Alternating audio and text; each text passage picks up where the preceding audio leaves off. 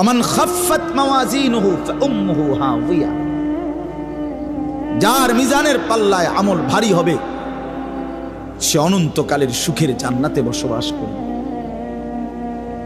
যার আমল নামায় মিজানের পাল্লা আমল নামা হালকা হবে তো সে জাহান্নামের নির্মম ভীষণ আগুনের মধ্যে নিক্ষিপ্ত।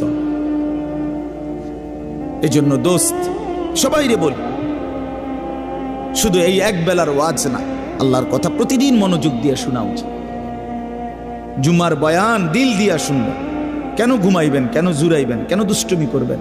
আল্লাহর কথার সামনে কোরআন শরীফে আছে, সরাসরি আছে, আল্লাহ বলেন আমার কথা যার সামনে বলা হলো অথচ সে তার প্রতি মনোযোগী দিয়ে হলো না, আমান আযলামু মিম্মান যুক্কিরা বিআয়াতি রাব্বি ফাআরাযা সুম্মা আ'রাযা আনহা। আল্লাহ বলেন আমার কথা যার সামনে পেশ করা হলো অথচ সে তার থেকে বিমুখ, মনোযোগ দিল না, আল্লাহর কসম আল্লাহ বলছে তার চাইতে বড় জালেম আর কেউ নেই।